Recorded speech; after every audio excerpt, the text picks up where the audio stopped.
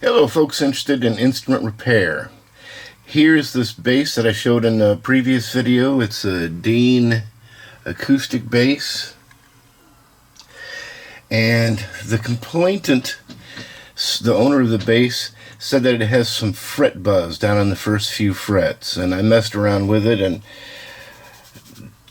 have determined that it's got some high frets, which is not good news, especially in this situation because the high frets are not all at the same place.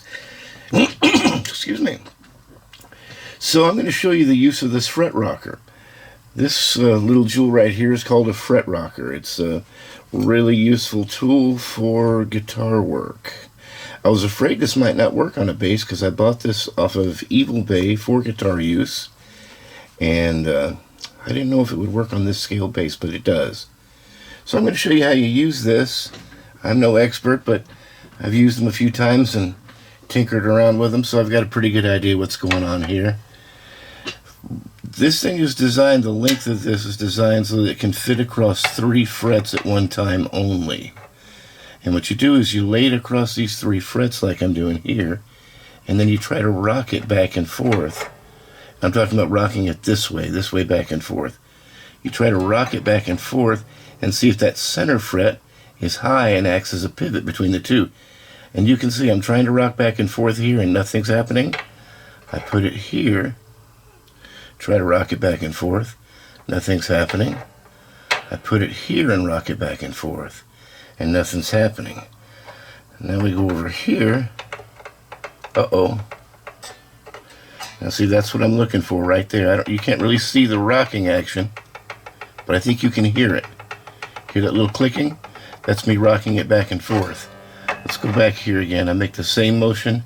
You hear nothing. I put it here. You hear that clicking. That's me rocking it back and forth, showing that this fret right here is high. Now it's high on this end, and I'll show you how I can tell that too. Okay, so we hear it clicking right there. Let's move over one string. It's not clicking here. So the fret's level on this end, but it's high on this end. That kind of sucks. Right here level, but right here, not level. Alright, well, let's check out the next one. Here we got no noise, no rocking. Uh-oh. Now I went over between the next 2 strings. We're getting rocking right here on this fret. Right here, same thing. Not good. So that means this fret right here is high over on this side, while this fret right here is high down on this side.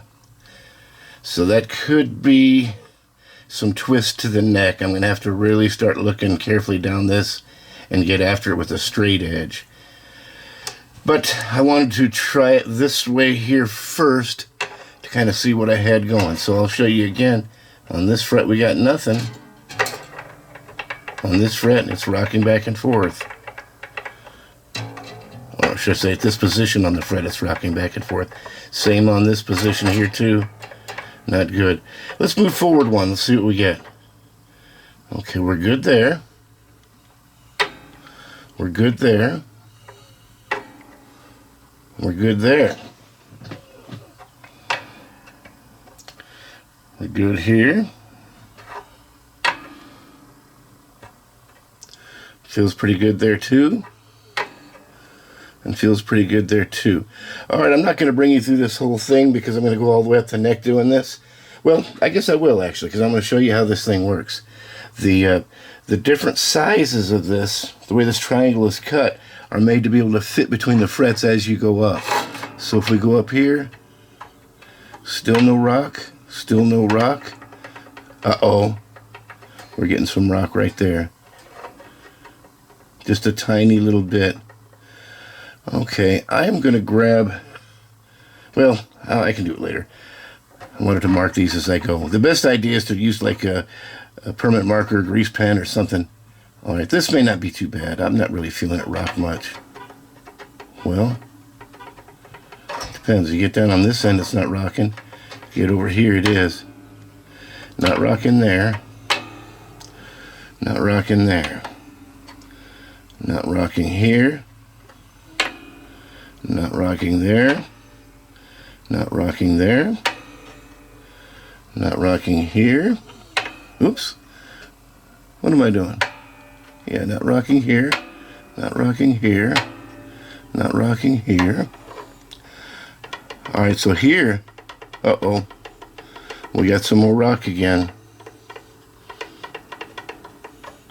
Right here, no, that's good, and that's good. Alright, now here you can see how I'm starting to get in between the almost, what am I trying to say? I'm trying to say that this side of the triangle is getting so long that it almost won't fit between the frets in order to get me 3 frets. And so that's when you flip it over to this side, and we use this edge now.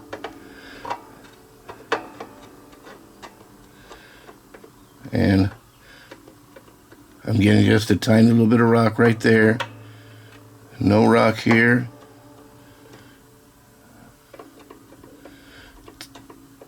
Tiny little bit of rock right there. So unfortunately, this guitar seems to have more high frets than, uh-oh, here's another one. It's good right there, but it's just a tiny bit high right here. I can feel it. Well, I was feeling it. But anyway, that's how you use this thing. And as you go further up, you get to where the frets are closer together, you switch to using this short side here, or this shorter side here. And that's how you can go all the way up the neck, checking the frets out. So for you folks that have never used one of these or don't own one of these, this is a really good tool to have. I bought this inexpensively on eBay. It's not the best quality one. It feels like the edges are kind of, I don't know, the corners are kind of sharp, like it might scratch your frets if you wiggle it around a little bit. But, you know, the other money that it can save you by determining what's wrong with your guitar is probably worth more than the little bit of polishing you have to do to get rid of the scratches if you put some on it. Or put some on the frets, I mean, using this. But there you go. That's what's going on with this bass. We're going to do a little bit more tinkering on it and see what we're going to need to do about eliminating that high fret thing.